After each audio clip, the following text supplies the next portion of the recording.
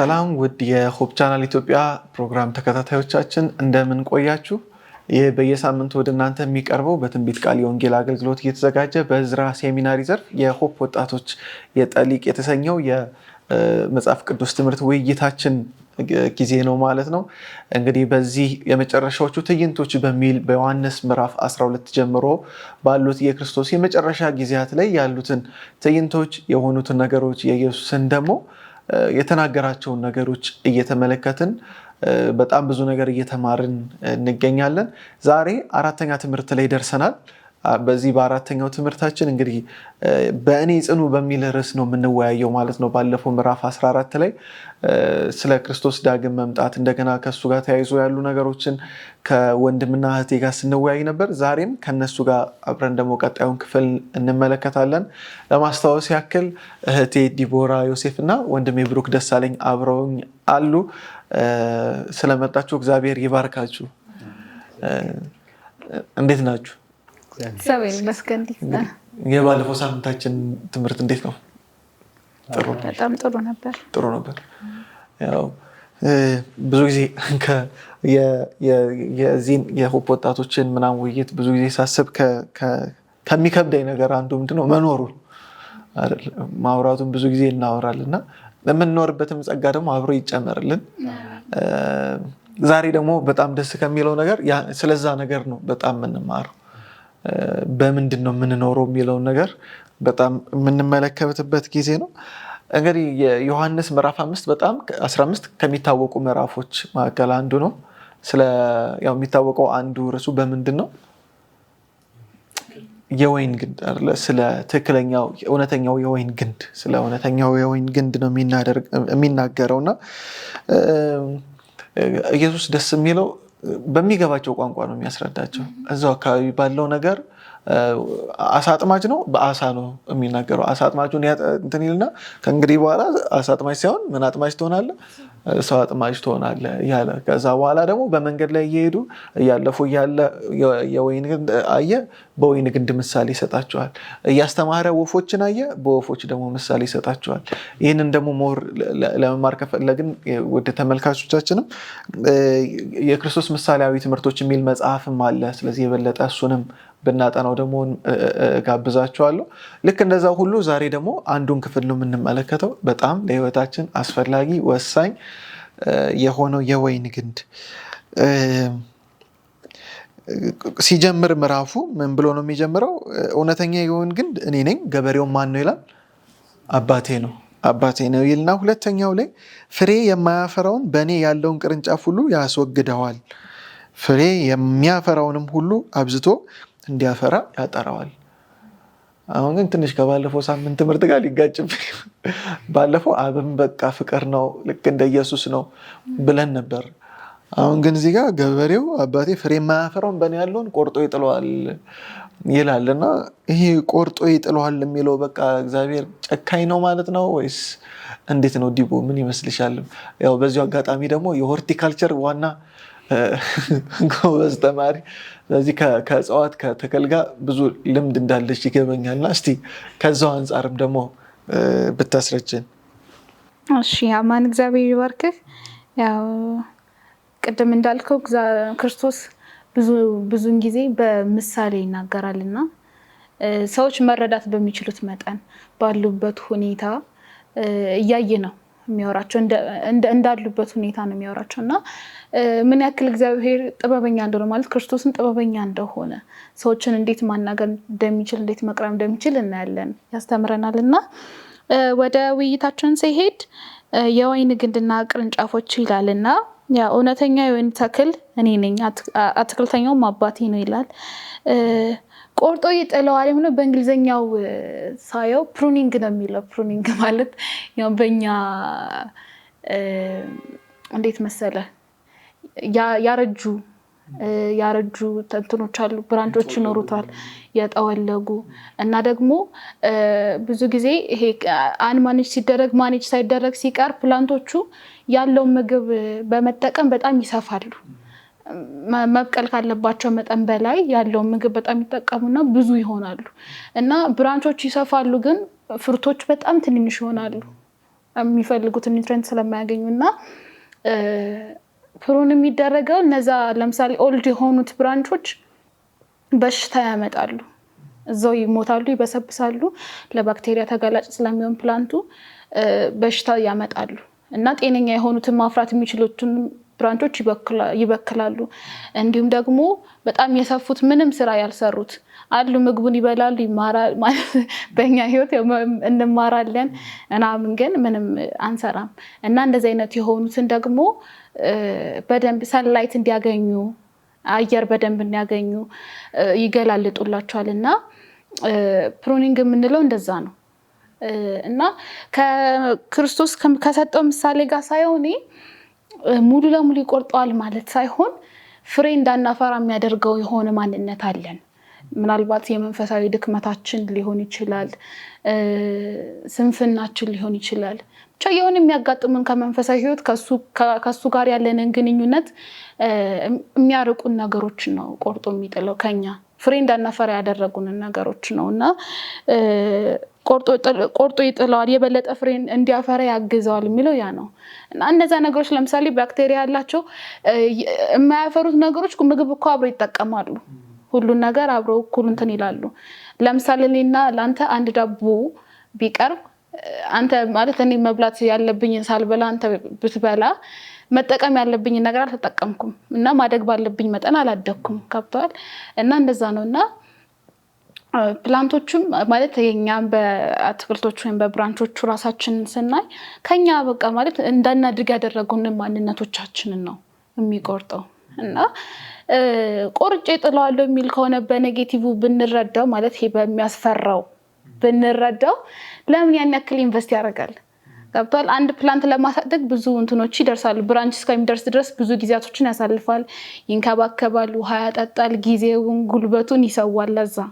እና እግዚአብሔርም ብዙ ነገሮቻችንን ዋጋ ከፍሎብናል እኮ። እንደኛ እዚህ የደረስነው ዝም ብለን በቅለን አይደለም፣ የደም ዋጋ ተከፍሎልን ነው። ብዙ ነገር ለኛ ዋጋ ተከፍሎ ነው እዚህ ድረስ የደረስነው። እና ምን ያደርግለታል? ተቆርጦ ለመጣል ቢሆን ይሄን ያክል ጊዜ ዋጋ መክፈሉ ምን ያደርግለታል? እና ፍሬ እንድናፈራ ይፈልጋል። እና ስሩና ግንዱ ብቻ ስለኖረ ፍሬ አይኖርም። ብራንቾች ያስፈልጋሉ፣ ግዴታ እነዛ ብራንቾች ያስፈልጋሉ። እና ብዙ ነገሮችን በቃ ለነዛ ብራንቾች ስሩት ነው። ከስሩ ኒውትሪንቶችን በመውሰድ ብዙ ርቀት በመሄድ ውሃዎችን አፈር ላይ ያሉትን ኒውትሪንቶች በማምጣት ነው በግንድ በኩል። መንገዱ ደግሞ ግንዱ ነው፣ ትራንስፖርቴሽን በግንድ ነው። እና መንገዱ ክርስቶስ ሆኖ ነው እኛ ጋር ይሄ ሁሉ ነገር የመጣው። እኛ ምንድነው በቃ ፍሬውን ማቅረብ ብቻ ነው። ምናልባት ፍሬዎችን መሸከም፣ ፍሬዎች እስከ ሃርቨስት እስከሚደረጉ ድረስ ፍሬዎችን መሸከም ነው የኛ ስራ። እና እኛ በስራችን ያገኘነው ነገር አይደለም፣ ተሰርቶልን ግን የሆነ ነገር እንድናመጣ ነው የተደረገው። ዋጋዎችን ብዙ ዋጋ የሚያስከፍሉትን ነገሮች ተከፍሎልናል፣ ሁሉ ነገር ስራ ጨርሶልናል። እና ተቆርጦ ለመጣል ቢሆን ኑሮ ይሄን ያክል ዋጋ ይከፍልን ነበር። እንደዚህ ሲባል ግን ክርስቶስ ከሚመጣ ድረስ ነው ይሄ ሁሉ እንክብካቤ የሚሆነው። ማለት እስከ ዘላለም ድረስ እየተንከባከብን እስከ መጨረሻው ድረስ በእነ ኃጢአታችን በእነ ድክመታችን እዛው ኑሩ ማለት አይደለም። ጊዜ አለው እግዚአብሔር የሚወስንበት የሚመለስበት ጊዜ አለው። እና በዛ ሰዓት ፍሬ ያላፈራ ይቆረጣል። ሌላ ቦታ እንደውም አለ አይደለ ሙሉ በቃ በጣም ተንከባከባት፣ አፈር በደንብ አደረገላት፣ ግን አላፈራለች። መጨረሻ ላይ በጣም አዘነና ቆረጣት አይደለ ሙሉ ለሙሉ ቆረጣትና እግዚአብሔር ታጋሽ ነው፣ በጣም ይረዳናል፣ ያግዘናል፣ ጊዜ ሰጥቶናል። እንደዛ ሲለን ግን እስከ ዘላለሙ ተሸክሞን ከነ ኃጢአታችን ተሸክሞን ይኖራል። ከነ ኃጢአታችን እየተንከባከበን በቃ እስከ ዘላለም እንኖራለን ማለት አይደለም። ጊዜው በሚመጣበት ጊዜ መቆረጥ ያለበት ይቆረጣል። እና ደግሞ ላለመቆረጥ ምንድነው የምናደርገው? በባለፈው ክፍላችን እንዳየነው ብትወዱኝ ትእዛዜን ጠብቁ፣ ቃሌን ጠብቁ ይላልና ማፍራት ያለብን ፍሬ በማፍራት ትእዛዙን በመጠበቅ እሱን እንደሚወድ ሰው ፍቅሩ እንደቀመሰ ሰው በመኖር ፍሬውን ማፍራት እንችላለን። እና የተረዳሁት የዚህኛውን ጥያቄ የተረዳሁት በዚህ መልኩ ነው። እግዚአብሔር ይባርክሽ። እዚሁ ላይ እኔ ሀሳቤን ከመጨመሬ በፊት ብሩኬ ወደ አንተ ልምጣና ያው እኛ እንደ ቅርንጫፍ እሱ ደግሞ እንደ ወይን ግንድ ነው እየታየ ያለውና እኔ ላይ ፍሬ ባላይ በቃ እግዚአብሔር ከኔ እንዴት ነው ፍሬ ባይኖር እኔ ላይ ልይና ልበልና በዛ ወይ ደግሞ እሺ በቃ ተናዳጅ ነኝ ሁሌ የምናደድ ሰው ሆኜ ልክ በቃ ጌታ አይወደኝም ማለት ነው ወይም ደግሞ በቃ ጌታ እኔን ይጥለኛል ብዬ ማሰብ አለብኝ ወይ ሁሌ ኃጢአት እኔ ውስጥ ስላየሁኝ ሁሌ ድካም ራሴ ውስጥ ስላየሁኝ በተደጋጋሚ ኃጢአት ራሴን ባገኘው እግዚአብሔር እንደማይወደኝ ነው ማሰብ ያለብኝ ወይስ ምንድነው? ልክ እንደ ቅርንጫፉና እንደ ግንዱ አድርገህ እስቲ አስረዳኝ። አሁን እሷ ቅድም እንዳለችው የኛ ስራ ፍሬውን መሸከም ነው። ያው ፍሬዎቹንም እናውቃለን። ገላትያ ምዕራፍ 5 ላይ ከቁጥር 20 ጀምሮ የምን ፍሬ ነው የሚለው? የመንፈስ ፍሬ ነው። ፍሬው ራሱ የኛ አይደለም። በቃ መንፈስ ነው የሚያፈራው እኛ ላይ እነዛን ፍሬዎች እዛ የተጠቀሱት ፍቅር፣ ደስታ፣ ሰላም፣ ትዕግስት፣ ቸርነት፣ በጎነት፣ ታማኝነት እነዚህ ነገሮች መንፈስ ነው የሚያፈራው ወይም ደግሞ የመንፈስ ስራ ነው። መንፈስ ቅዱስ በእኛ ውስጥ ሲሆን ራሱ የሚሰራው ስራ ነው። እኛ የሆነ ሰርተን ምን ብለን የምናመጣው ነገር አይደለም እና ያንን ጀስት ክሌም ማድረግ ነው የኛ ስራ። የኛ አድርገን አምነን መቀበል ነው። በቃ መንፈስ ቅዱስ በእኛ ውስጥ ሲያፈራ አምነን መቀበል ነው። ግን ቅድም አሁን አንተ እንዳልከው ምን እናደርጋለን? አንዳንዴ እኛ ራሳችን የምናፈራ ይመስለናል። ያ ማለት ላይክ ቅርንጫፉ ከግንዱ እንትን ሳይል ራሴው ላፍራ ብሎ እንደመሞከር ማለት ወይም አላቅም እንዴት ነው ብቻ ከራሳችን ግንዱም በቃ ሁሉ ከአፈሩ ምን ይሉን ግንዱም ምን ይሉን ሁሉም ነገር ነው በቃ እኔ ይሉን ማለት ነው የሚሆንብን ማለት ነው። እንደዛ ሲሆን ያቀተናል። ሰው ሲያቀተን ደግሞ መፍራት ሊመጣ ይችላል ምናምን። ስለዚህ መጀመሪያውኑ ሲጀመር ሁሉም ነገር ከኛ እንዳልሆነ ማወቅ ማመን አለብን። ይሄ ማለት በቃ ይሄ እዚህ ጋር ያለው ሐሳብ እንደኔ ቀጥታ የሚገናኘው ጽድቅ በእምነት እና ቅድስና በእምነት ወደሚለው ነው እና ወደ ቅድስና ከመምጣታችን በፊት አንድ ሰው ጽድቅ በእምነት በደንብ ሊገባው ይገባል። ጽድቅ በእምነት ላይ በደንብ ግራውንዱን በደንብ ካልያዘ ቅድስና በእምነት የሚባለው ነገር ላይ ችግር ይፈጥርበታል ማለት ነው። ወይም ደግሞ ይሄ ማለት ጽድቅ በእምነትን በደንብ ካልተረዳን ወይ እናረክሰዋለን የመጣውን ጸጋ ወይ ርካሽ እናደርገውና ወይም ቺፕ ግሬስ የሚባለው በቃ ቅድስና የሌለው ህይወት ለመኖር እንዳረጋለን። ይሄም የሚመጣው ሁሉም ስራ ከኛ አይደለም፣ ሙሉ ስራ የተሰራው በክርስቶስ ነው የሚለውን በደንብ ካለመረዳት ያ ሊመጣ ይችላል። እንደዚሁም ደግሞ እሱን ባለመረዳት ደግሞ አሁንም ደግሞ በስራ ለመጽደቅ መሞከርም ደግሞ ሊመጣ ይችላል። ሁለቱም የተለያዩ ጽንፎች ናቸው። በስራም ለመጽደቅ መሞከር እንደዚሁም ደግሞ ኦሬዲ ጸድቅ ያለው ብያለው ስለዚህ ምንም አያስፈልገኝ ማለት ሁለቱ የተለያዩ ጽንፎች ናቸው። የነዚህ የሁለቱም ግን ምንጭ ምንድነው? የጽድቅን በእምነት በደንብ አለመረዳት ወይም ደግሞ በዛ ውስጥ ያለውን በቃ በዋነኝነት የእግዚአብሔርን ፍቅር አለመረዳት እና እግዚአብሔር ይወደናል እና ያንን ፍቅር ተረድተን ጀስት ከዛ በኋላ ያለው ነገር ምንድነው የሚሆነው? መንፈስ ቅዱስ በእኛ ውስጥ ሆኖ ፍሬ እንዲያፈራ መፍቀድ ነው የሚሆነው። ኦሬዲ ስራውን ሰርቶ ራሱ ክርስቶስ ጨርሶታል እና ደግሞ እኛ ሳንሆን የምንኖረው እኛ ሳንሆን የምናደርገው ነገር የምናደርገው ልክ ክርስቶስ በዚህ ሲኖር ሲላቸውም እንደነበረ በባለፈው ሳምንትም ስንመለከት የሚያደርገውን ነገር ሁሉንም ነገር እሱ እንዳልሆነ አብ እንደሆነ ልክ እንደዛውም ነው እኛም በክርስቶስ ውስጥ ስንሆን እሱም በእኛ ውስጥ ሲሆን ፍሬውን የሚያፈራው ማለት ነው። እግዚአብሔር ይባርክ ብሩኬ።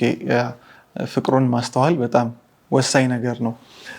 እዚሁም ትምህርታችን ላይ ማለት ነው የቁጥር 2 ላይ ያለውን ቆርጦ ይጥለዋል የሚለውን የግሪክ ቃል ሄዳችሁ ስታዩት ኤሮ የሚል ነው። ኦልሬዲ በግሪክኛው ያው የተጻፈው በ3 ቋንቋ ስለሆነ የአዲስ ኪዳኑ በግሪክ የተጻፈው ፓርት ኤሮ የሚል ነው ትርጉሙ እና ማንሳት ነው የሚለው ምናምን ይላልና ልክ ይሄ ነገር የምሩ ነው እንዴ ሊትራል ወርድ የሚባል ባይብል አለ የዕብራይስጥም ብሉይ ኪዳን በዕብራይስጥ አዲስ ኪዳን ደግሞ በግሪክ የተጻፈበትና ልክ እንግሊዘኛውን ጫን ስትሉት የትክክለኛው እንዳለ ትርጉም ይሰጣቸዋልና እዛ ላይ ሳይሆን ራሱን ነው የሚለውና ኤሮ ነው የሚለው ኤሮ ማለት ነው ከፍ ማድረግ ማንሳት ማቅናት ነው ይላልና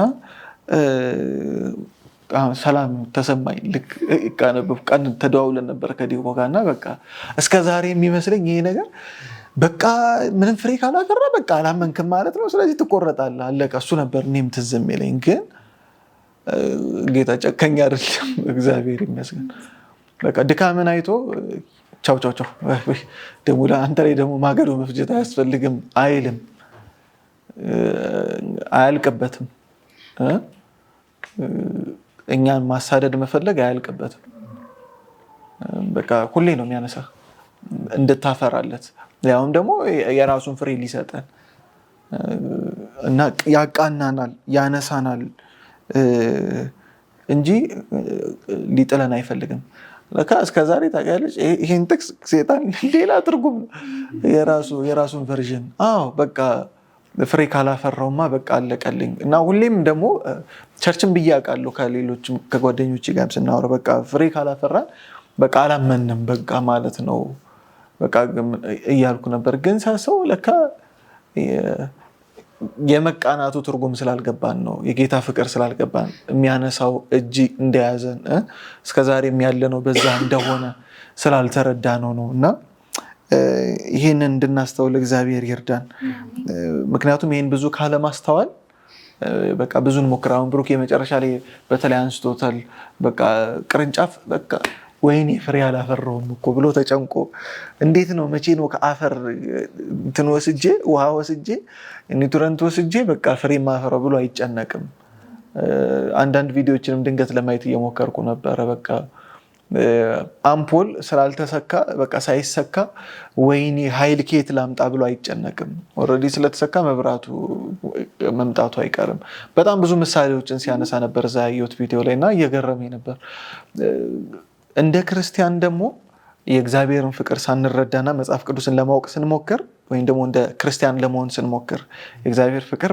በደንብ ሳይገባን ስንሞክር በቃ እንደዚህ ነው የምንሆነው በቃ ፍሬ ለማፍራት የሚጨነቅ ቅርንጫፍ እንደመሆን ፖይንቱ እያለ ያለው ምንም ነገር የለም በቃ ግጥም ማለት ነው በቃ ሄዶ መገናኘት ነው ሲያነሳ ቁጥር 6 ነው ትክክለኛውን ሚኒንግ የሚሰጠን ቁጥር 6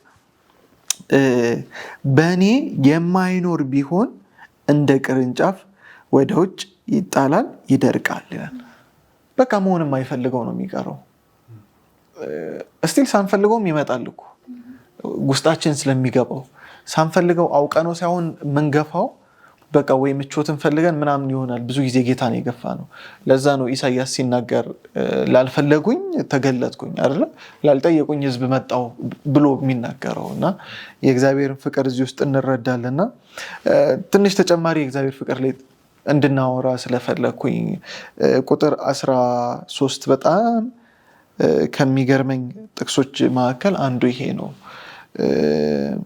ምን ይላል ነፍሱን ስለ ወዳጆቹ ከመስጠት ይልቅ ከዚህ የሚበልጥ ፍቅር ለማንም የለውም ከመላክ በላይ ይወዳል ጌታ 6000 ዓመት እኛ የምናውቀው ከዛ በላይ ደግሞ ብዙ የቆየ መላክ ይኖር መቼስ መላእክት አሉ ቅዱሳን መላእክት ከዛ በላይ እንደሚወድሽ ይሰማሻል ዲቦ ይሰማኛል ማለት አሁን ነው በደንብ ይበልጥ ተገለጸልኝ ምክንያቱም አንድ ያለው ልጅ እና ደግሞ ክርስቶስም ራሱን አሳልፎ ነው የሰጠው ከዚህ በላይ ፍቅር ማለት እንደሚወድ ምን ማረጋገጫ ይኖርሃል ለኔ ሲል ነው ማለት ነው ጠላት ሆኜ ሳለ ለኔ ሲል ተሰቀለ ማለት የፍቅር ጥግ ምንለው እኮ ከክርስቶስ በላይ የለም አላየንም ምናልባት አሁን ስንኖር እናት አባት ምናምን ትንሽ ፍቅር አየልን እንችላለን ግን የነሱ በቃ ይሄ ምድራዊ ማለት ሊቀየርም ይችላል በሁኔታዎች የተደገፈ ፍቅር ነው ልጇ ስለሆንኩኝ ነው እናቴ ወደደችኝ አባቴም ልጁ ስለሆንኩ ክርስቶስ ግን በቃ ከምንም ጠላት ሁኜ ለኔ ያን ዋጋ የከፈለውና የሱ ፍቅር ይሄ በሁኔታዎች የተመረኮዘ በስሜት የሆነ አይደለም። ይሄ እኔነቴን አይቶ ምናምን አይደለም። በቃ ልጁ ስለሆንኩኝ በቃ ይሄ እንደዚህ የምታብራራው እንኳን አይደለም። ፍቅሩ ቃል የምታገኝለት አይደለምና እንዴት ተስፋ አላገኝም? ይሄን ፍቅር ያውቁኝ እንዴት ተስፋ አላገኝም? ማለት አንዳንዴ እንትን እላለሁ ለድክመቴ ለስንፈቴ እንኳን ምክንያት አጣለታለሁ። በቃ ይሄን ሳስብ አንቺ ምን ሆነሽ ነው አይነት ነገር አለ። እግዚአብሔር ፍቅር ይሄን ያክል ነው ራሱን አሳልፎ እስከ መስጠት ድረስ። ማለት አንተ ራስህን ካጣ በኋላ ምን ህይወት አለ ከዚህ በኋላ? ያን ያክል ነው ዋጋ የከፈልልና ፍቅሩን በደንብ መረዳት እንድንችል ደግሞ እግዚአብሔር ይርዳን። እና አንድ ቀደም ልገልጽ የነበረው ያለፍኩት ሐሳብ እያወራ ነበር ቀደም ራሱና ስርና ግንድ ቅርንጫፍ ሳይኖር መቆየት ይችላሉ። አዲስ ቅርንጫፍ እንትን ማለት ይችላል። ሁሉ ቅርንጫፉ ቢረግፋው ስሩ ራሱን ይዞ መቆየት ይችላል። ግን ቅርንጫፍ ከግንድ ጋር ቢለያይ ምንም ህይወት የለውም። እና ያ ነው የኛ ህይወት ደግሞ ምንም ማለት ምንም ነን ከሱ ከተለየን እኛ ምንም ነን። ምንም አሁን አንስተዋል ቁጥር 6 ላይ እንደዚህ ይላል ማንም በእኔ ቢኖር በእርሱ ቢኖር እርሱ ብዙ ፍሬ ያፈራል። ያለኔ ምንም ልታደርጉ አትችሉም። በእኔ የማይኖር ተጥሎ የሚደርቅ ቅርንጫፍ ነው። እንዲሁም ያሉት ቅርንጫፎች ተለቅመው ወደ እሳት ይጣላሉ ይቃጠላሉ ይላልና እነሱ በሚገባቸው ቋንቋ ነው እየነገራቸው ያለው በቃ። እና የማያስፈልግ የወደቀ ቅርንጫፍ መጨረሻው ምንድነው? መቃጠል ነው። ከግንዱ ጋር መቀጠል አልቻለም፣ ተጣብቆ መቀጠል አልቻለም። እና እኛ ያንን ነገር በቃ አንፈልግህም ካለንም መጨረሻችን ያ ነው። የሱን ፍቅር ከሱ ጋር መኖርን መጠጋትን አንፈልግም ካለን መጨረሻችን ያ ነው። ግን እኔ ከዚህ ከፍርሃቱ ወይም ከመጣሉ ውጪ እኔ በቃ ተስፋ የሚሰጠኝ መደገፊያችን እኮ ነው። ምንም ሳለፋ የሚሸከመኝ አግኝቻለሁ። እኔ ምንም ዋጋ ሳልከፍል ተሸክሞ ፍሬ እንዳፈራ የሚያደርገኝ ደግፎኝ አግኝቻለሁ። እና ያንን ስናስብ እነዚህ ድክመቶቻችን የራሳችን ድክመቶችን ሁሉ እንረሳቸዋለን መደገፊያ እንዳለን ስናስብና ፍቅሩን በቃ እንዲገባና አድርጎ ስላሳየን በተግባር የታየ ፍቅር ነው። እኔ እውነት እንደዚህ አይነት ፍቅር ማንም ቢለኝ እንኳን ልቀበል አልችልም።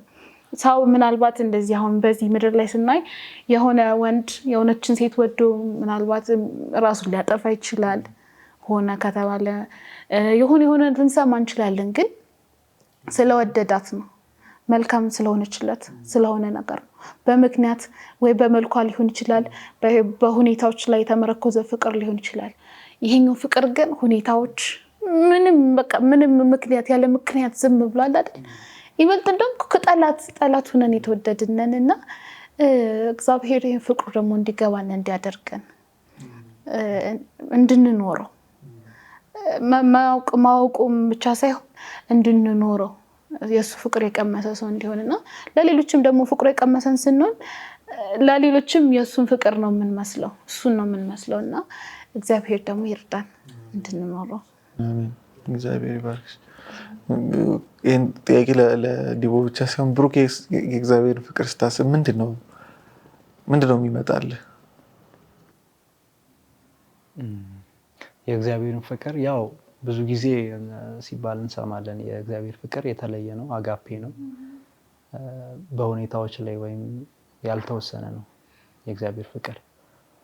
ያንንም እንረዳለን ብዬ ማስበው እዚህ ጋር እንደምንመለከተው ቁጥር 9 ላይ ምን ይላል? አብ እንደወደደኝ ሁሉ እኔም ወደድኳችሁ ይላል። አብ ክርስቶስን እንደወደደው ነው እሱም ደግሞ እኛን የወደደው። ስለዚህ በእነሱ መካከል ያለው ፍቅር ምን አይነት ነው? እንዴት አይነት ፍቅር ነው ያለው? እያሰብኩኝ ነበር። አሁን ለምሳሌ እንግዲህ ክርስቶስን ለኛ ብሎ ለኛ ሲል ሳይሰስት የሰጠው እግዚአብሔር ራሱ ነው፣ እግዚአብሔር አብ ነው። እንግዲህ እንደዛም ሆኖ ግን በእግዚአብሔር አብ ለሱ ባለው ፍቅር ላይ እርግጠኛ ነው ክርስቶስ እርሱ እንደሚወደው። እስቲል እንደዛም ሆኖ ማለት ለሞት እየሄደ በጌተሰማኒ ላይ እንግዲህ እናስታውሳለን። በቃ ይሄ ነገር ከኔ ቢያልፍ እመርጣለሁ እያለ ግን ስቲል ለመታዘዝ ለሱ ፈቃድ ራሱን ለመስጠት ዝግጁ ነበር። ይሄ የሚያሳየው የፍቅሩን ጥግ ነው ማለት በመካከላቸው ያለውን ፍቅር። እንደዚሁም ፊልጵስዩስ ላይ አምላክ የነበረው ክርስቶስ የሰውን መልክ ለመውሰድ ምንም እንትን አላለም፣ የሆነ አልተተካከለም ወይም ከእግዚአብሔር አብ ጋር የሆነ እኔ ለምን አንተ እንደዚህ መቀማማት ነገር አልቆጠረውም ማለት በመካከላቸው ያለው ፍቅር በሁኔታ ላይ የተመሰረተ እንዳልሆነ ይሄ በደንብ ያሳያል ብዬ አስባለሁ።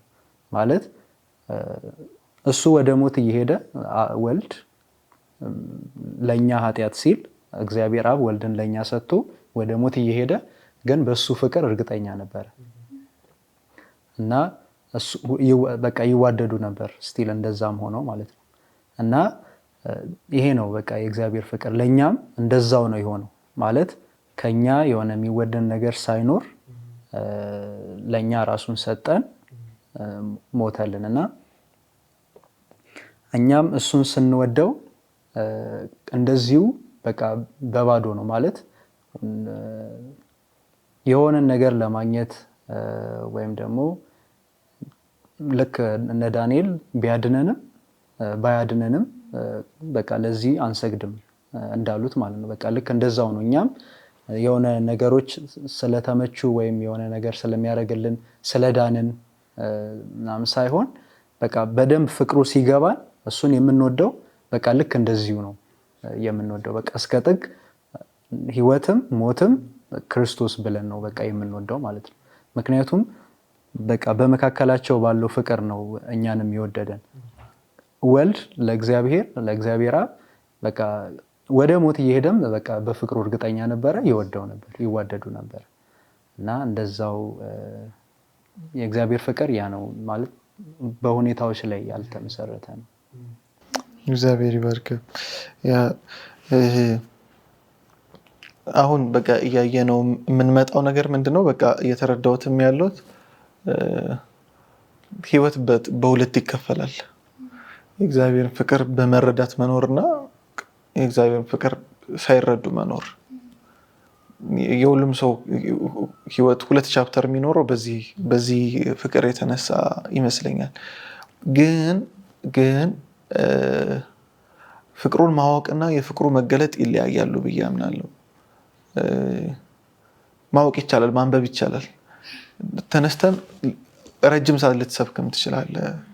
አሁን ሲገባኝ እስከ ሞት ድረስ ግን ራስን ለመስጠት አትደርስም።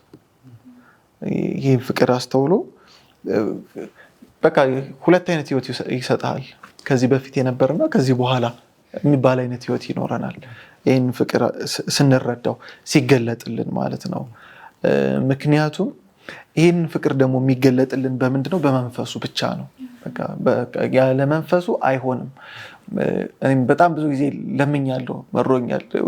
ብዙ ጊዜ ብሩክ ያውቃሉና በቃ አንዳንድ የጸሎት ጥያቄ ከዚህ ውጭ አይሆንም። ለምንድነው ይሄን ምለው? ይሄን ፍቅሩን ፊት ለፊት አይተውታል እነዚህ ደቀ መዛሙርት። ሲሞትም አይተዋል፣ ሲሰቀልም አይተዋል፣ ተነስቶም አይተውታል፣ 40 ቀንም አብሮት ቆይተዋል። ግን ህይወታቸውን እስከ ሞት ድረስ ላይ ሰስቱ የሰጡበት ያ መንፈሱ በውስጣቸው ያደረ ጊዜ ነው። በቃ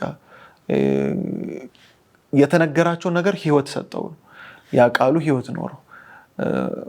አሁን እኔም ለራሴ ተስፋ ያደረኩት ምንድነው? እስከዛሬ የሰማሁት፣ እስከዛሬ ያነበብኩት፣ እስከዛሬ የዘመርኩት የመስቀሉ ምናምን ነገሮች ህይወት የሚዘሩት ያ መንፈስ ውስጥ ሲኖር ብቻ ነው። እና ከሁሉም በላይ ደግሞ የሚገርመው በእግዚአብሔር መወደድ አይ ቲንክ ቅድም ሳይሆን ባለፈው ትምህርታችን ላይ ባለፈው ሳምንት ትምህርታችን ላይ ነው ብሩኬ አንስቶታል። ኤፌሶን ላይ ያለውን ጥቅስ የእግዚአብሔርን ፍቅር የክርስቶስን ፍቅር ለማወቅ ትበረቱ ዘንድ ይላል። ሁልጊዜ እንድንሞክር ነው ማለት ነው ጥያቄው። በቃ ሁልጊዜ እንድንበረታ ዮሐንስ 15 ስለ እንትኑ የሚነግረን ስለ ፍሬው ሳይሆን መጨነቅ ያለባችሁ ስለ ግንዱ በግንዱ መሆናችሁን ብቻ እያያችሁ በግንዱ ስትሆን ደግሞ ስለ ግንዱ ነው የምታውቀው እንደማለት ነው። በክርስቶስ ስንሆን ስለ እግዚአብሔር ማወቅ ነው፣ ስለ መንፈሱ ማወቅ ነው፣ ስለ ክርስቶስ ራሱ ማወቅ ነው እና ይሄ እንድናደርግ እና ደግሞ እንድንችል የሚያስችለው እሱ ስለሆነ እግዚአብሔር ይርዳን። ወደ ቀጣይ ሊድና ሰዓት ስለሚገድበን አንድ ሀሳብ አስንቼ ጥያቄ አስቀምጣለሁ። ሰው የእግዚአብሔር ፍቅር ሲቀምስ የነበረው ቀደም ብያለሁ ሁለት አይነት ህይወት ይኖረዋል። በፊት የነበረው ህይወት ዓለም ውስጥ ነው። ከዓለም ጋር ተዋዶ ነው የሚኖረው። ፍቅሩ ይቀየራል። ዓለምን ይወድ የነበረ ሰው ሌላ ፍቅር ይገዛዋል። የክርስቶስ ፍቅር ይገዛዋል። ያኔ ለዓለም ጠላት ይሆናል። የዓለም ወዳጅ አይሆንም። የዓለም ጠላት ስንሆን ደግሞ ዓለም እኛ ጋር አመቻምቻ ልትይዘን አትፈልግም። ስለዚህ በጣም ብዙ መከራ ውስጥ እንድናልፍ ያደርገናል ያ ነገር ማለት ነውና ምን ይላል ዮሐንስ ምዕራፍ 15 ቁጥር 19 ከዓለም ብትሆኑ ዓለም የራሱ የሆነውን ይወድ ነበር፣ ነገር ግን እኔ ከዓለም መረጥኳችሁ እንጂ ከዓለም አይደላችሁም። ስለዚህ ዓለም ምን ይላችኋል? ይጠላችኋል ነው። ዓለም ሲጠላን እኛ አዲስ ነገር አይደለም ነው። ለምንድን ኦልሬዲ ማን ተጠልቷል ነው እያለ ያለው? ክርስቶስ ኦልሬዲ ተጠልቷል። የዓለምን የመጨረሻ ጥላቻ የዓለም ስንል ሲጀመር ይሄ ክቡን ምናምን አይደለም አይደለ? የኃጢአትን እና የሰይጣንን ጥላቻ እንደማለት ነው፣ ሌላ አይደለም። የዚህ ዓለም ገዢ የዓለም ስለሚናገረው ማለት ነው ስለሱ። ስለዚህ ዓለም ኃጢአትን የሚያሳየን። ስለዚህ ኃጢአትን ክፋቱን የምናየው ደግሞ የት ነው? ትልቁ ቦታ የት ነው? የኃጢአትን ትልቁን ክፋት የምናየው ራሳችን ውስጥ። ከዛ ደግሞ ዋጋ ያስከፈለው ማንን? መስቀል። በቃ ይሄ መስቀል የተሰቀለው ክርስቶስን ስናይ ነው እና የኔ ኃጢአት ደግሞ እዛ ላይ እሱ እንዳሰቀለው ስናስብ ሊያወርደን ይገባል። በቃ ልባችን ሊያርደው ደንዳናውን ልብ ሊያፈርሰው ይገባልና ያኔ ለዓለም ጠላት እንሆናለን እና በዛ ሰዓት አሁን ግን ምንድነው የሚታየኝ? ብዙ የዓለም ጠላት የሆንን አይመስለኝም። በተለይ ብዙ ወጣቶች የዓለም ወዳጅ እንጂ የዓለም ጠላት የሆንን አይመስለኝም እና ፖይንቱ ወደ አንድ ነው የሚመጣው፣ የዓለም ወዳጅ ስለሆንን ነው። የመጨረሻ ጥያቄ ላንሳ። ዲቦ ወደ አንቺ ልምጣና ዮሐንስ 15:15 ላይ አሁን ቅድም ያነበብነው ጥቅስ ከእንግዲህ ወዲህ ባሮች አልላችሁም ወዳጆች ግን ብያችኋለሁ ሲባል ሰው ከእግዚአብሔር ጋር ያው መቼስ ብዙ ጊዜ ስለለመድነው ነው እንጂ እግዚአብሔር የሚለውን ቃል እኔን የፈጠረ እናንተን የፈጠረ የምናየውን ነገር ሁሉ የፈጠረ ያላየነውን ስንት ነገር ያው ከአይምሮ በላይ እንደሆነ እንድናስተውለው ስለፈለኩ ነው። በእግዚአብሔር ወዳጆች መባል ወይም ደግሞ እህቴ ወይም ደግሞ ጓደኛዬ መባል ለራስሽ ያለሽን አመለካከት እንዲሁም ደግሞ ለሌሎች ያለሽን አመለካከት እንዴት ይቀይረዋል? እሺ ስለ ወዳጅነት ሳስብ ማለት እዚህ ምድር ላይ ያለው ሁሉም ሰው ኤክስፔሪየንስ ይኖረዋል። በጓደኝነትም ይሁን በቃ ይሄ በቤተሰብም ይሁን ይሄ ወዳጅነት የሚባለው ነገር ያውቀዋልና ይህ ወዳጅነት ግን የአብዛኞቹ እዚህ ምድር ላይ ያለው በዓለም ደረጃ ያለው ወዳጅነት ሰው ከሆነ ሞት ይገድበዋል። ወዳጅነት የሚባለው ነገር ሁኔታዎች ይገድቡታል፣ ቦታ ይገድበዋል። በጣም ብዙ ነገሮች ካንተ ማገኘው ጥቅም ይገድበኛል። አንተን ለመቅረብ የሆነ ነገር ሲኖርህ ነው ልቀርብህ የምችል፣ የሆነ ነገር ይናይታ ነው ልትቀርብ የምችል። እንኳን እንደ ሰዎች እኮ የሆነ የባለስልጣን ጓደኞች ሲሆኑ ኢቭን ድሮ አብረው እንኳን ተምረው እሱንም አቋቋዋለሁ አብረን የተማርን ብለው ይኩራራሉ። የዓለም ወዳጅነት ይሄ ነው፣ ግን የሚቀጥል አይደለም። በሁኔታዎች የተገደበ ነው። ሁሉም ነገር ገደብ አለው። የእግዚአብሔር ወይም የክርስቶስ ፍቅር ግን የሚለየው ምንም ገደብ የለውም። ከምንም የተነሳ ወዳጅነት ገብቷል። ኢቨን እኛ እንኳን መርጠን አይደለም እሱ ራሴ መረጥኳችሁ ይላል። ባነበው ደስ ይለኛል። ከ15 ጀምረን እንግዲህ አገልጋዮች አይደላችሁም፣ አገልጋይ ጌታውን የሚሰራውን አያውቅምና፣ ነገር ግን ከአባቴ የሰማሁትን ሁሉ ስለገለጽኩላችሁ ወዳጆች ብያችኋለሁ። እኔ መረጥኳችሁ እንጂ እናንተ አልመረጣችሁኝም። እንድትሄዱና ፍሬ እንድታፈሩ ፍሬያችሁም እንዲኖር ሾምኋችሁ። ስለዚህ አብ በስሜ የምትለምኑትን ሁሉ ይሰጣችኋል። እርስ በርሳችሁ እንድትዋደዱ ትእዛዜ ይህች ነች ይላልና አሁን ይሄ ማለት ክርስቶስ በዚህ ዓለም ላይ ካሳለፈው ፈተና በላይ እኮ ሌላ ማንነት እኮ አለው። ሰማይን ያቆመ ፀሐይን የሰራ በቃሉ ብቻ ማለት ነው። ጨረቃን ይሄ ሁሉ የምናያቸው ማለት በጣም እውቀት አላቸው በተባሉ ተመራማሪዎች እንኳን ሊገኝ የማይችሉ ነገሮችን የሰራ አምላክ እኮ ነው። አስባችሁታል? እሱ ወዳጃችን ሲሆን የሆነ ማለት እንዲህ ስለምን ማለት በደንብ ስንትን ስላላልን ይመስለኛል እየቀለለብን እና ወዳጃችን ያ ነው። እንዴት አንመካም በሱ? ገብቷል? ሰው በሰው ይመካል። ሞት ያልገደበው አምላክ ነው ክርስቶስ። ሞት አልገደበውም፣ ጥሎን አይሄድም። የምንሰበርበት ወዳጅነት አይደለም። አጣሁት ብለን የምናዝንበት ወዳጅነት አይደለም ያለንና እግዚአብሔር ይመስገን ይሄን ወዳጅነት ራሱ መርጦን እኛም ሳይሆን ራሱ መርጦ ስለሰጠንና ፍሬ እንድናፈራ ነው። ደግሞ በአለፈውም አንስተነዋል። አሁንም ላይ ደግሞ እንዲሁ ፍሬ እንድናፈራ ነው ቦታ ሰጥቶናል ከዚህ ሁሉ ፍቅር ባሻገርና ስለዚህ አብ በስሜ የምትለምኑት ሁሉ ይሰጣችኋል ይላል። ከዚህ ወዳጅነት ባለፈ ደግሞ በስሜ ለምኑ ምንም ነገር የምታጡት የለም እና በዚህ ምድር ላይ ብዙ የሚያሳዝኑን በቃ አጣናቸው የምንላቸው ችግሮቻችን ሊሆኑ ይችላሉ እና እነዛን ችግሮች ስናስብ በቃ ወዳጅ እንደሌለው እንደተረሳ ሰው ብቸኛ እንደሆነ ሰው ብዙ ጊዜ ፊል እናደርጋለን። ይሄንን ነገር ሳናቅ ስንቀር ስንረሳው ማለት ነው እና አንዳንዴ በዚህ ሁኔታ ውስጥ ሳልፍ ምናልባት ታመን ሊሆን ይችላል እና ይሄን ነገር ሳልፍ ጸሎት ሁሉም ሰው ይጸልያል። እግዚአብሔር ሆይ እንዲህ ያድርግልኝ እንዲሁንልኝ ብለን እንጸልያለን። ግን ምን ጸልየው ጸሎት የሆነ መጽሐፍ ላይ ሳነብ ለሚጸልይለት አካል የማይመጥን ጸሎት እንጸልያለን። በእኛ ሁኔታ እየለካ ነው ማለት ነው። የምንጠይቀውን ጥያቄ በእኛ እንትን አቅም እየለካ ነው። የኛ አእምሮ የሚያስበው በእኛ አቅም ስለሆነ እና ያ እሱን የሚመጥን አይደለም። ማንነቱን እኮ እናውቃለን። ስንት ነገሮችን ሰራ ማለት ምንም ነገር የማይገድበው አምላክ እንደሆነ እያወቅን ግን በእኛ ሁኔታ እንለካዋለን የሱ ማንነትና በስሜ ጠይቁ ሰጣችኋለሁ፣ ምንም ነገር አታጡም፣ ለምኑ ብሎናል አይደል? ስለዚህ በምንለምንበት ጊዜ በስሙ በቃ ለሱ የሚመጥን ጥያቄ ገብቷል። ምንም አናቅምና ምንም አናጣም። ጠይቀነውም የምናጣው ነገር የለም እና የእሱን አቅም በእኛ አእምሮ ባንገድበው ጥሩ ነው ለወደፊታችን ማለት መንፈሳዊ ህይወታችንም እንዲሁ በቃ እግዚአብሔር ማይቀር አይለንም ብለን ልናስብ እንችላለን። የሰራነው ኃጢአት በእኛ አእምሮ ስለከበደን ወይስ ይቅር የሚል አምላክ አይደለም። ግን ወዳጅነት ሰጥቶናል፣ ራሱ መርጦ ይሄ ወዳጅነት ሰጥቶናል እና የመጨረሻ እርስ በርሳችሁ እንድትዋደዱ ትእዛዜ ይህች ናት ይላል። ካለፈው አንስተነዋል። ብትወዱኝ ትእዛዜን ጠብቁ ይላል። እዚህ ደግሞ ትእዛዜ ምንድነው? እርስ በርስ መዋደድ እና እሱ የሚለው እኔ በወደድኳችሁ መጠን ነው እንደሞ ከውደዱ የሚለው አይደል?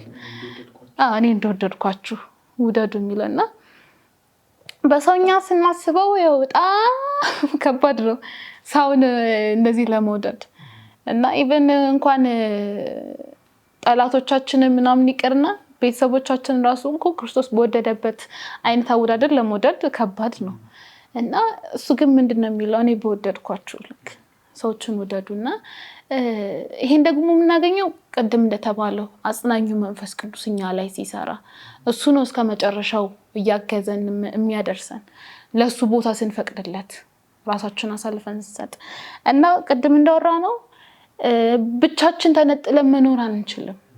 ከግንዱ ተነጥለን መኖር አንችልም። ይሄን ህይወት ደግሞ እንድንኖር ሰዎችን እርስ በርስ እንድንወድ እሱ ወዳጅ እንዳደረገን ሰዎችን ወዳጅ ማድረግ የምንችለው ከግንዱ በመጣበቅ መንፈስ ቅዱስን በመቀበል ገበሬው እንደሚንከባከበን እሱ እንዳዘዘን እሱ እንደቀረጸን መልኩ እና ሲቆራርጡ እኮ ሼፑንም እኮ እያስያዙት ነው። እንደፈለገ እንዲህ እንዲወጣ ሳይሆን ሼፕ እያስያዙት ነው የሚቆራርጡትና እሱ እንደቀረጸን መልኩ መሄድ እንድንችል እና እኔ የሆነት ይሄ ወዳጅነቱ በጣም በብዙ ጊዜ የተጽናናውበት ቃል ስለሆነ ኤክስፒሪየንስ ያደረኩት ቃል ስለሆነና ወዳጅ ናችሁ፣ መርጫችኋለሁ፣ ባሪያ አይደላችሁም፣ አወራችኋለሁ፣ አማክራችኋለሁ፣ የደበኳችሁ ነገር የለም አለኩ። ምንም አሁን ማለት ሳይናገር ያደረገው ነገር የለም እዚህ ምድር ላይና የማታውቁት ነገር የለም፣ በቃ ስለኔ የማታውቁት ነገር የለም ይለናልና ከዚህ በላይ በዚህ ምድር ላይ ምንም ያስመካ ነገር አለን? እውነት ታስቡት ማለት ምን አጣን? ከዚህ በላይ እሺ ያጣነው ነገር ምንድነው? ያገኘነውን ካወቅን አሁን ያጣነው ነገር ምንድነው? እና ይሄን ፍቅር በደንብ እውነት ይሄን ወዳጅነት በደንብ መረዳት እንድንችል እግዚአብሔር ይርዳን። እውነት መኖር እንድንችል እሱ በወደደን መጠን ለሰዎች ደግሞ የሱ ፍቅር ማሳየት እንድንችል እግዚአብሔር ይርዳን። ያለኝ ሀሳብ ይሄ ነው። እግዚአብሔር ይባርክሽ። ይሄን ፍቅር አይቶ ድጋሚ እንደነበረ መሆን አይቻልም። ከዚህ በፊትም እዚህ ፕሮግራም ላይ ይሄን ጥቅስ አንስቻለሁ። ሮሜ 5 ላይ ያለውን ገና ደካሞች ሳለን ክርስቶስ ዘመኑ ሲደርስ ስለ ኃጢአተኞች ሞቷልና፣ ስለ ጻድቅ ሰው የሚሞት በጭንቅ ይገኛል፣ መገኘቱ አይቀርም። ስለ ደግ ሰው ወይም ደግሞ ስለ ቸር ሰው ሊሞት የሚችል ምናልባት ይገኝ ይሆናል። ነገር ግን ኃጢአተኞች ሳለን ክርስቶስ ስለኛ ሞቷልና ይህም ለኛ ያለውን ፍቅር ያስረዳል ወይም ያሳያል ይላልና ይህን ፍቅር አይቶ እኔንም ወንድሜንም ድጋሚ በዛው አይን ማየት አልችልም። እርስ በርሳችሁ በእኔ ፍቅር ተዋደዱ የሚለው ይሄን ያህል ተወድጄ እንዴት ወንድሜን በዚህ ፍቅር ደግሞ መውደድ ያቅተኛል? በቃ የወደደኝ ስላለ ይህን ፍቅር መልሶ መስጠት ነው የሚለውን ለመናገር ነውና ሜቢ ብሩኬ በመጨረሻ እንዴት ነው ታዲያ ከግንዱ ጋር ተጣብቄ መኖር የምችለው? ምናልባት ግራ ለገባው ሰው ምንድነው እንዴት ብዬ ልጣበቅ ታዲያ እንዴት ከግንዱ ልሁን ለሚል ሰው ምን ይለናል መጽሐፍ ቅዱስ? እሺ ያው ሙሉ በሙሉ እስካሁን ስናወራ ነበር ስለ እግዚአብሔር ፍቅር እና በዋነኝነት ብዬ ማስበው የሚያጣብቀን ይሄንን ፍቅር መረዳት ነው። ይሄንን ፍቅር መገንዘብ፣ ምን ያህል እኛ እንደተወደድን ማወቅ ነው። ያንን ደግሞ ቅድም አንተ ስትል እንደነበረው ይሄ ሊሆን የሚችለው በመንፈስ ቅዱስ አማካኝነት ነው። በመንፈስና በመንፈስ ብቻ ነውና 26 ላይ ምን ይላል? እኔ ከአብ ዘንድ የምልክላችሁ ከአብ የሚመጣው አጽናኙ የእውነት መንፈስ በመጣ ጊዜ እርሱ ስለ እኔ ይመሰክራል፣ እናንተ ደግሞ ከመጀመሪያው ከእኔ ጋር ስለነበራችሁ ትመሰክራላችሁ ይላል እና ያ መንፈስ በመጣ ጊዜ ያ መንፈስ በእኛ ውስጥ በመጣ ጊዜ ስለ ክርስቶስ ይነግረናል እና ያ ስለ ክርስቶስ የሚነግረን ያ መንፈስ ደግሞ ምን ያደርግልናል? የክርስቶስን ፍቅር በምን አይነት መውደድ እንደተወደድን የሚነግረን ያ ነው ማለት ነው። ያ መንፈስ ነው የሚገልጥልን በቃ በእግዚአብሔር መወደዳችን። ይሄ እስካሁን ስናወራ የነበረው ነገር ሰው ሰምቶ ጀስት እውቀት ብቻ ሆኖበት ሊቀር ይችላል። ካልጸለየ እና መንፈስ ቅዱስን ካልተሞላ እና መንፈስ ቅዱስ ካልገለጠለት በስተቀር ጀስት አሁንኛ በመናወራው ልክ ለሱ በጣም ብዙ አሜዚንግ ነገር ላይሆንበት ይችላል። መወደዳችን በጣም ትልቅ ነገር ሆኖ እያለ ግን ምንም ነገር በቃ ሊሆንበት ይችላል። ምንድነው የሚያወሩት ሊባል ይችላል። ግን መንፈስ ቅዱስ በመጣ ጊዜ መንፈስ ቅዱስ ስለ ክርስቶስ በልባችን በነገረን ጊዜ ያለውን ፍቅር ባበራልን ጊዜ ያን ሰዓት ግን ወዴትም መሸሽ አንችልም። ወዴትም መሄጃ ነው የሚያሳጣን ማለት ነው። እና ይህንን ፍቅር ስንረዳ ስናስተውል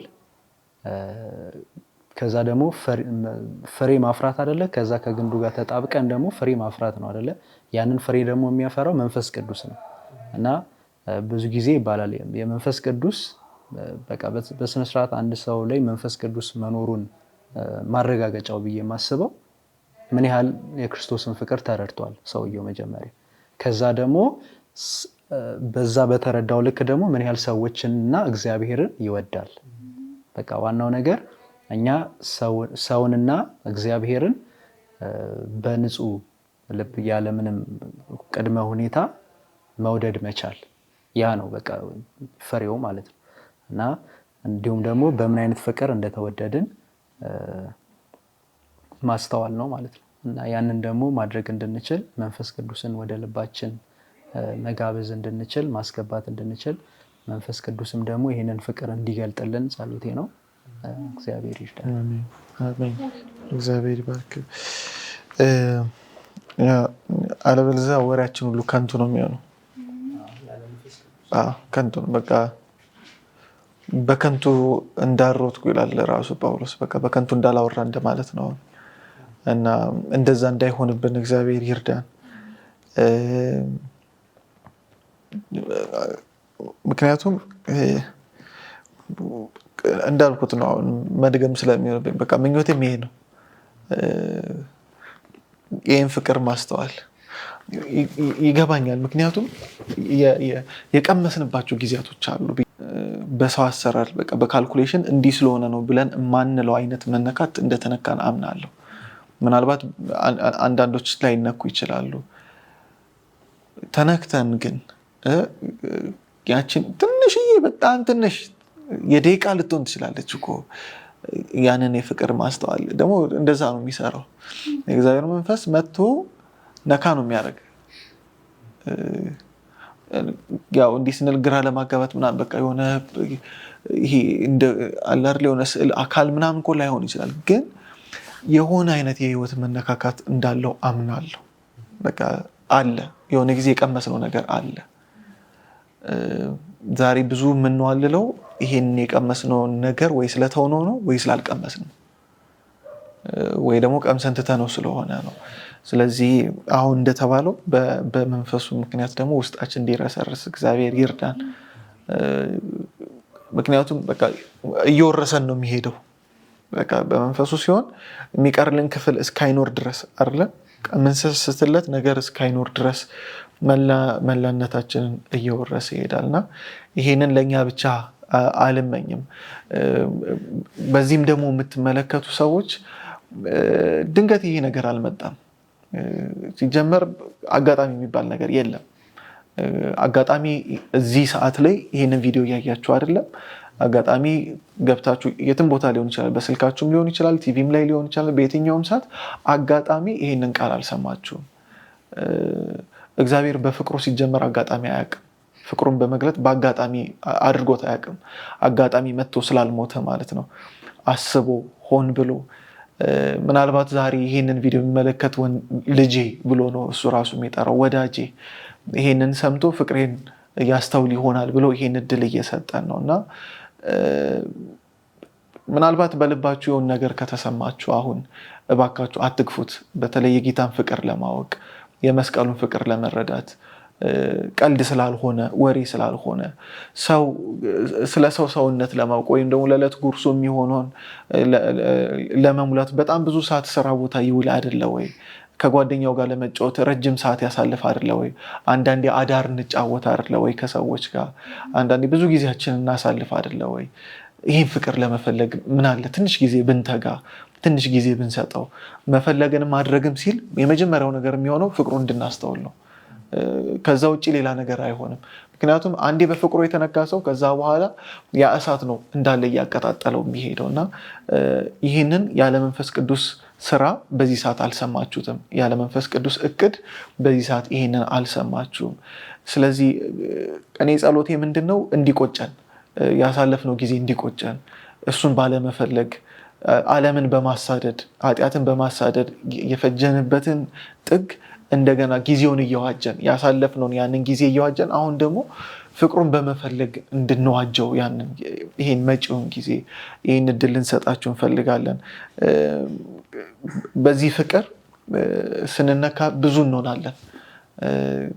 ያልሆንነውን የምንወደውን እየጠላን የጠላነውን ደግሞ እየወደድን ያከበርነውን እየናቅን የናቅነውን እያከበርን እስከ እድሜያችን መጨረሻ ድረስ እንኖራለን እና ይህን ፍቅር እናንተም ጋር እንዲደርስ እኛም ደግሞ ተነክተን ተጠምተነው ከዚህ በላይ ደግሞ ሁሌ እየጠጣን ሁሌ እንደገና ደግሞ እየተጠማ ነው እንድንኖር ጸሎታችን ነውና አሁን ግን ዝም ብለን እንደዚሁ ልንዘጋው አንፈልግም።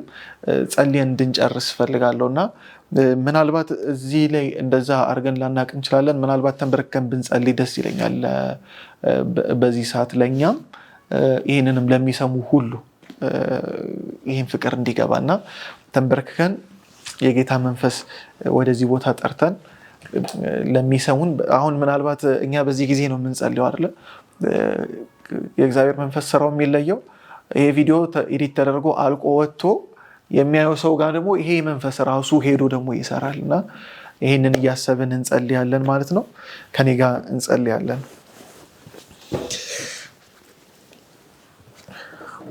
በሰማይ ያለህ አባታችን ሆይ ስለዚህ ጊዜና ሰዓት እናመሰግንሃለን። ይሄ እድል የተሰጠን ካንተ ስለሆነ ህይወትን ያገኘነው ካንተ ስለሆነ እናመሰግንሃለን። መተንፈስን ያገኘነው፣ መንቀሳቀስን ያገኘነው፣ ማየት መስማትን ያገኘነው ካንተ የተነሳ ስለሆነ እናመሰግንሃለን። የመልካም ነገር ሁሉ ምንጭ ዛሬም በሰላም በጤና ያለነው ካንተ የተነሳ ነው። ስለሆንክልን ስላደረክልን ሁሉ እናመሰግንሃለን። ከዚህ ሁሉ በላይ ግን ጌታ ሆይ አንተን ማወቅን ካንተ ጋር መኖር ደግሞ ትልቁ እድል ስለሆነ ጌታ ሆይ ካንተ ጋር መነካካት ከምንም ነገር ጋር ማናወዳድረው ስለሆነ እናመሰግንሃለን። ያቀመስከን ነገር ስላለ፣ ያስነካህን ነገር ስላለ፣ ከምናየው ከምንሰማው ነገር ሁሉ በላይ የሆነ አይነት ነገር ስላሳየህን እናመሰግንሃለን። ዝም ብለን እዚህ መገኘት ስላልቻልን የሆነው ሁሉ ካንተ የተነሳ ስለሆነ እናመሰግንሃለን። ጌታ ሆይ ደግሞ ዛሬም በቃል ስላስተማርከን እናመሰግንሃለን። እውነተኛ የወይን ግንድ አንተ ስለሆንክልን እናመሰግንሃለን። ነገሩን ሁሉ ስለጨረስከው እናመሰግንሃለን። በእምነት ብቻ እንድንኖር፣ በእምነት ብቻ እንድንጸድቅ፣ በእምነት ብቻ እንድንቀደስ ይህንን እድል ስለሰጠህ እናመሰግንሃለን። ይሄ እውነት ደግሞ ወደ ውስጣችን እንዲገባ ደግሞ መንፈስ እንድትሰጠን ለምንሃለን። ይኸው መፈለግን በእኛ ውስጥ አሳየህ፣ ማድረጉንም ደግሞ አንተ አድርገው። ጌታ ሆይ ይህን ለእኛ እዚህ ለተንበረከክ ነው ብቻ አንለምንም። ይህንን ለሚያዩ ለሚሰሙ ሁሉ ጌታ ሆይ መንፈስ ያለመከልከል ይድረስላቸው። የራቀች ነፍስ በዚህ አጋጣሚ ወደ አንተ ትቅረብ። ጌታ ሆይ በስጋ ለመዳን እየሞከረች ያለች ነፍስ አሁን እረፍት ታግኝ። ከስራህ የተነሳ በመስቀል ላይ ባለቀው ስራህ የተነሳ ጌታ ሆይ እረፍት እንድታገኝ ለምንሃለን። ጌታ ሆይ ከዚህ በኋላ አንተን ለማስደሰት ዝም ብሎ መሮጥ እንዳይኖርበት ያ ነፍስ ጌታ ሆይ አንተ ኦልሬዲ ሁሉንም ነገር እንደጨረስክ እንዲገባን በዛ ፍቅር ውስጥ ደግሞ ጌታ ሆይ መኖር እንድንችል እንድትረዳን ለምንሃለን። በብዙ ስርዓት ውስጥ ያለነውን በተለይ ደግሞ ጌታ ሆይ በስርዓት ስርዓት ውስጥ ያለነውን ደግሞ እንድትፈታን ለምንሃለን። አንተን በማወቅ ውስጥ አንተን በመውደድ ውስጥ የተወደድንበትን ፍቅር በማየት ውስጥ ጌታ ሆይ ሌላ አይነት ህይወት እንዳለ እንድናውቅ አንተ እርዳን። ብዙ አመት በቤት ውስጥ ኖረን ሊሆን ይችላል፣ ብዙ አመት አገልግለን ሊሆን ይችላል። ጌታ ሆይ ይህ ፍቅር ግን በመንፈስ ካልተገለጠልን ሁልጊዜ ወሬ ነው የሚሆንብን። ቃልህ እንደሚለው መንግስተ ሰማይ ጌታ ሆይ የወሬ ጉዳይ አይደለም፣ የኃይል ጉዳይ ነው። እኛን የሚለውጥ ኃይል ጌታ ሆይ ከነበርንበት ህይወት ወደ ሌላ አይነት ህይወት ከነበርንበት መንገድ አንተ ወደሚመስል ህይወት የምንመጣበት ነውና ጌታ ሆይ እባክህ ይህንን ደግሞ በመንፈስ እንድትገልጥልን ለምንሃለን። ይህችን ጸሎታችንን ስለሰማህ እናመሰግንሃለን። ከኛ ጋር ስለነበርክ በቃልህም ስለተናገርከን ተመስገን። ይሄ ጸሎታችን ተሰምቶ ደግሞ ጌታ ሆይ እንደገና ለምስጋና እንድታበቃን ለምንሃለን። ስለተመለሰልንም ተመስገን። በልጅህ በኢየሱስ ክርስቶስ ስም አሜን።